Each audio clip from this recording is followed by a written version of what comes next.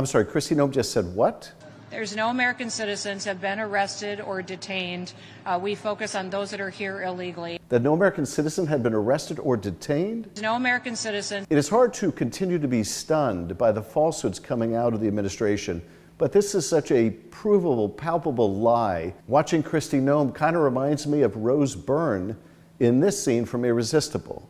I lie, and you know I lie. I'm actually in this position because of how effectively I lie to you. And indeed, this seems to be par for the course with Trump appointees.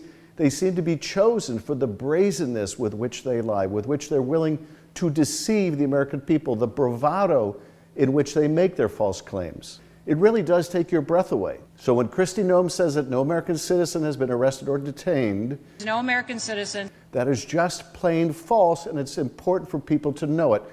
And how do we know it?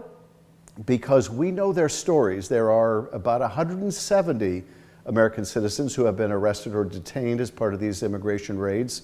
But here's the stories of just a few. So this is George Reedus, a U.S. citizen and a veteran from Ventura County. Let's hear what he went through. On July 10th, I was driving to my security job at a farm in Southern California when I ran into an ICE roadblock and protesters. I explained to agents I was a citizen and just trying to get to work.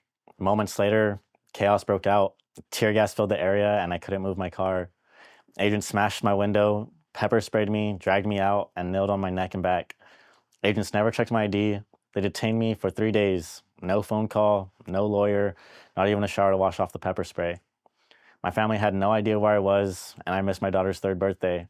And this is Rafi Olashuid, the 79-year-old owner of a Los Angeles area car wash, who was body slammed by agents, breaking his ribs and causing a traumatic brain injury. Let's hear his story. Surveillance video shows federal agents body slamming 79-year-old American citizen Rafi Shohed just outside of his car wash in Van Nuys roughly 2 weeks ago. This after Rafi says agents stormed into his business and roughed him up after he attempted to ask what they needed. He says upon making it outside, the agents pummeled him again. I have a heart condition. 3 big people were sitting on my back, the way they tore me down, sitting on me, and I asked them to let me go, which they absolutely would not pay no attention.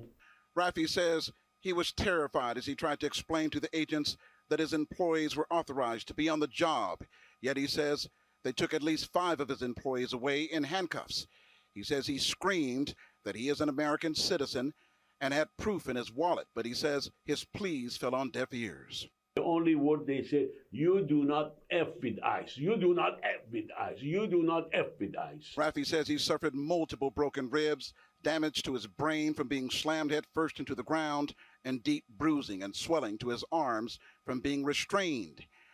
He was detained at a federal detention center for nearly a dozen hours before finally being released, his family taking him to the hospital.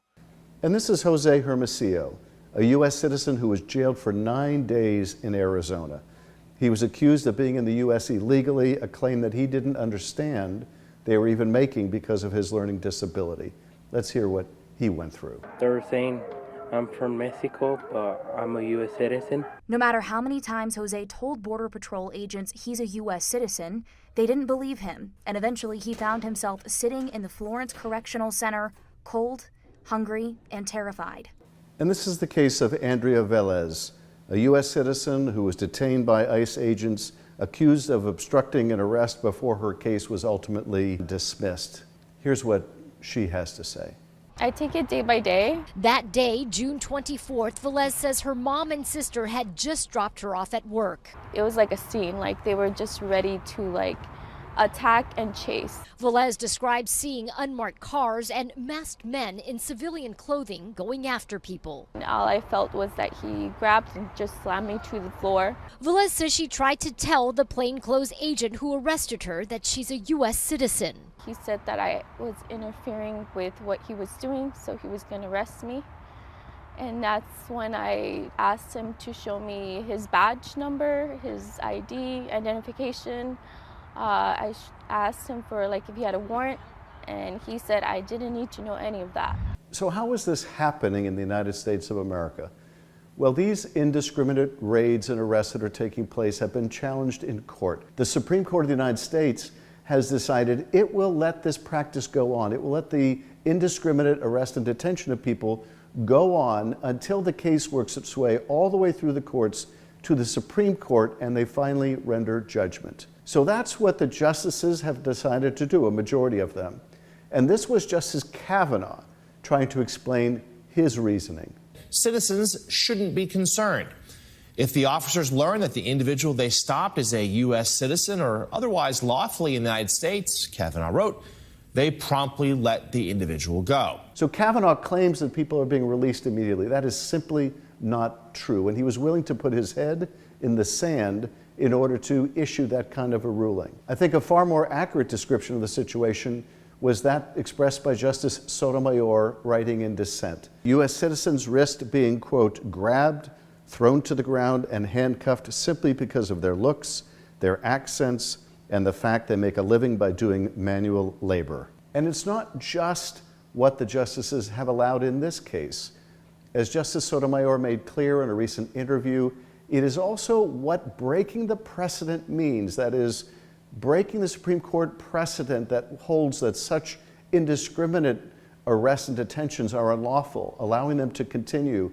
What she explains is that this could lead to other people, other groups, other situations in the future where people have their rights taken away from them. Here's Justice Sotomayor in a recent interview. The price we pay is whatever is happening today. As I indicated, it's going to affect a lot of people, but it affects your future. And it affects the conduct of leaders in the future. Because what we permit today is not going to be duplicated exactly tomorrow. It's going to be something different. It'll be a different group of people. It'll be a different situation. But once we've approved it, it sets a precedent that can be, in your judgment, because in the end you're the people affected, right?